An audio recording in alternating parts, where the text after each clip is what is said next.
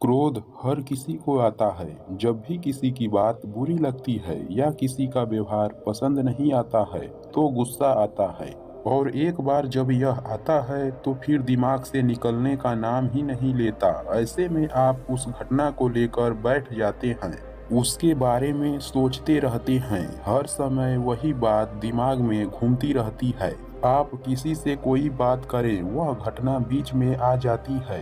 ऐसे में आप न चाहते हुए भी उसके बारे में बात करने लगते हैं, उसकी शिकायत करने लगते हैं। और अगर उस समय वहाँ पर कोई बात करने वाला नहीं हुआ तो आप अपने आप से ही बात करने लगते हैं, बड़बड़ाने लगते हैं। इस सब से उस व्यक्ति की सेहत पर कोई फर्क नहीं पड़ता, पर आपका नुकसान जरूर होता है। लेकिन अगर आप चाहे तो इस स्थिति से बच सकती हैं, इसका नुकसान से खुद को बचा सकते हैं। कैसे, आइए जानते हैं महात्मा बुद्ध के इस कहानी के जरिए। एक बार की बात है, एक गांव में गौतम बुद्ध प्रवचन दे रहे थे। वे कह रहे थे, जब हम क्रोधित होते हैं तो दूसरों को नुकसान पहुंचाने की कोशिश करते हैं, लेकिन उस समय हम इतने आवेशित हो जाते हैं कि हमारी सोचने समझने की ताकत समाप्त हो जाती है। इसलिए क्रोध में हम सही निर्णय नहीं ले पाते और अपना ही नुकसान कर बैठते हैं।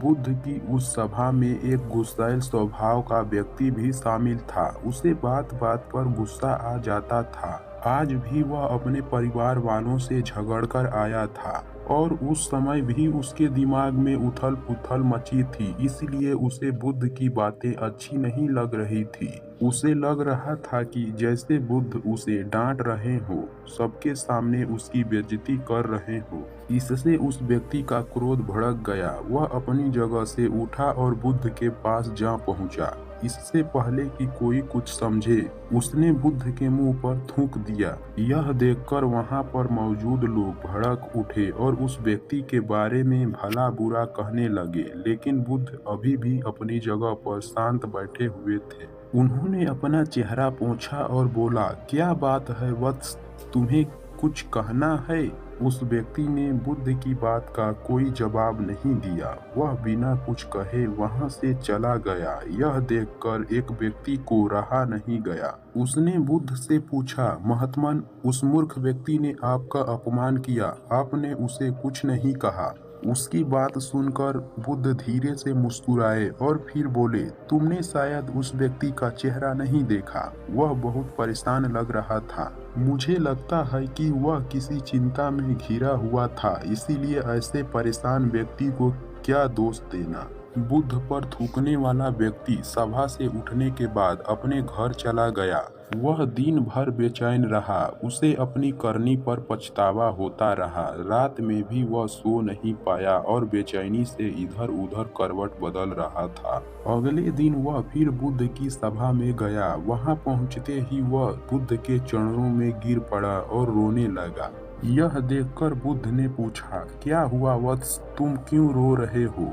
वह बोला, मैं वही दुष्ट व्यक्ति हूँ जिसने कल आपका अपमान किया था। पता नहीं कल मुझ पर ऐसा कौन सा पागलपन सवार हुआ जो ऐसी घृणित हरकत कर बैठा। कृपया मुझे क्षमा करें। बुद्ध बोले, कल की बातें तो कल ही समाप्त हो गई वत्स, कल के बारे में आज क्या सोचना।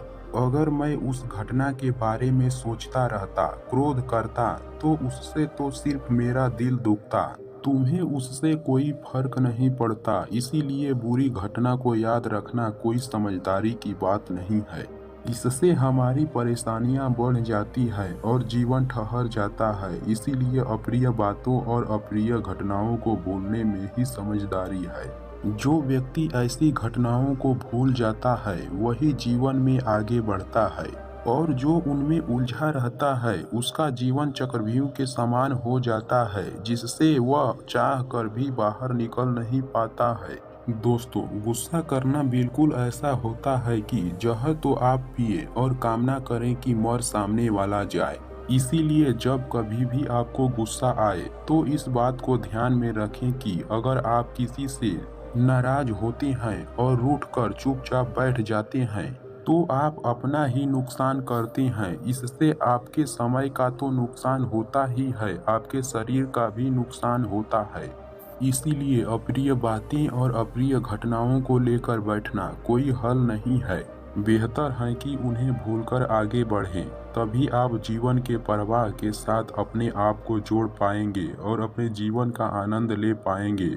हम में से ज़्यादातर लोग यही मानते हैं कि हमारे दुखों का कारण कोई दूसरा व्यक्ति है, और जब हम ऐसा मानते हैं तो हम अपने स्वयं नियंत्रण की कमी और अक्षमताओं को अनदेखा कर रहे होते हैं। वास्तव में ये हम पर निर्भर करता है कि हम दूसरों के द्वारा प्रदान की गई नकारात्मकताओं को स्वीकार करते हैं या नहीं। अगर हम नकारात्मकताओं को स्वीकार करते हैं तो हम अपने पैरों पर कुल्हाड़ी मारते हैं, और जब हम उसे अस्वीकार कर देते हैं तो घृणा, क्रोध, हिंसा हर किसी से मुक्त हो जाते हैं।